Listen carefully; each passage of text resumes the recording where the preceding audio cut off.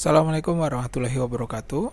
Video kali ini saya akan melakukan pengambilan foto areal menggunakan drone dengan spesifikasi pengambilan sebagai berikut. Di sini sudah saya siapkan drone, kemudian remote control dan 2 GCP. GCP ini berukuran 40 cm atau setiap warnanya warna putih ini 20 cm, kemudian hitamnya 20 cm, sehingga pada saat digabungkan ini adalah panjang lebarnya 40 cm x 40 cm. Memang sedikit kecil, tidak sebesar GCP yang biasa dilakukan oleh teman-teman di lapangan. Mungkin teman-teman di lapangan bisa sampai 1 meter atau 1,5 meter. Ini GCP yang saya gunakan hanya 40 cm karena penerbangan yang saya lakukan nanti tidak begitu tinggi, yaitu sekitar 60 meter dari ground. Kemudian fungsi GCP ini mirip sekali pada fungsi BM saat kita melaksanakan survei dan pemetaan, di mana zaman dahulu BM ini berfungsi untuk sebagai titik ikat apabila kita melaksanakan pengukuran atau penggambaran detail pantai, dan hingga saat ini BM ini juga berfungsi sebagai titik kontrol vertikal pada saat pendirian stasiun pasang surut. Kemudian ke depannya BM ini juga akan bertransformasi menurut saya. Jadi dari penggabungan GCP yang kita lakukan untuk BM-nya foto areal menggunakan drone, kemudian digabungkan dengan BM itu sendiri pada saat kita melakukan survei pemetaan, maka ke depannya mungkin bisa jadi BM itu bentuknya akan seperti ini. Tentu saja si BM ini juga harus dilakukan pengukuran geodetik menggunakan GPS dalam kurun waktu tertentu, pengamatan sesuai dengan jarak ketersediaan titik course terdekat pada titik tersebut, sehingga si BM ini akan memiliki dua fungsi nanti ke depannya, di mana BM yang biasanya kita gunakan itu jika kita leveling dia sebagai titik ikat nol palem dan posisi palem itu sendiri terhadap titik BM yang ada di darat. Kenapa kita lakukan begini? Kita tahu sendiri jika kita mendirikan stasiun pasang surut di laut ini sangat rentan mengalami goyang, bergeser dan lain sebagainya karena ombak atau cuaca. Itu sangat besar sekali. Oleh karena itu, si kedudukan vertikal dan horizontalnya si palem pasang surut ini harus diikatkan terhadap posisi BM yang dia relatif fix dan tidak berubah dengan menggunakan metode leveling seperti ini. Nah, ini adalah konsep ke depan yang pasti akan dilakukan, dan konsep ini pasti akan digunakan pada saat pelaksanaan survei modern ke depannya, di mana posisi BM ini akan sebagai titik penghubung atau penyatu jika kita ingin melakukan combine data 3 dimensi topografi, baik itu menggunakan foto areal atau lidar, dan dihubungkan atau disambungkan dengan data batimetri, sehingga hasilnya akan seperti ini. Jika kedua data ini, yang putih ini adalah data areal atau fotogrametri bisa, atau foto lidar bisa, tidak diikatkan oleh BM pada saat penggabungan dengan batimetri, maka kedudukan vertikal ini tidak akan berhimpit atau tidak akan seamless, dia tidak akan menyatu dengan sempurna karena kedua data ini memiliki acuan parameter yang beda-beda, dimana kalau batimetri ini dia akan mengacu pada MSL tentu saja, dan MSL diikatkan kepada palem pasang surut, sementara lidar, data lidar atau foto areal itu dia terhitung atau dihitung ketinggiannya berdasarkan elipsoid. Jadi si BM ini kalau kedepannya kita gunakan pada saat melaksanakan survei modern, maka kedua data ini, data batimetri dan data lidar topo ini dapat menjadi satu pada bidang yang sama. Kemudian GCP pertama saya letakkan di posisinya di sini. Tentu saja sesuai skenario itu harus dilakukan pengamatan menggunakan GPS geodetik. Kemudian berjarak kurang lebih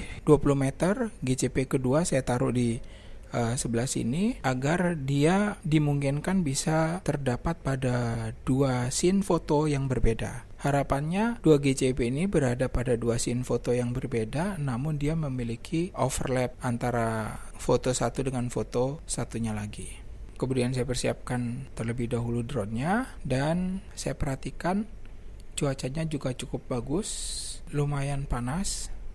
Kemudian bersiap untuk terbang, dan langsung saya lakukan running pengambilan data foto areal. Pelaksanaan survei ini dilakukan secara otomatis karena sebelumnya sudah kita set atau kita program pengambilan data dilakukan secara autopilot, sehingga si drone ini akan mengambil data berdasarkan lajur survei yang sudah kita rencanakan atau yang sudah kita buat.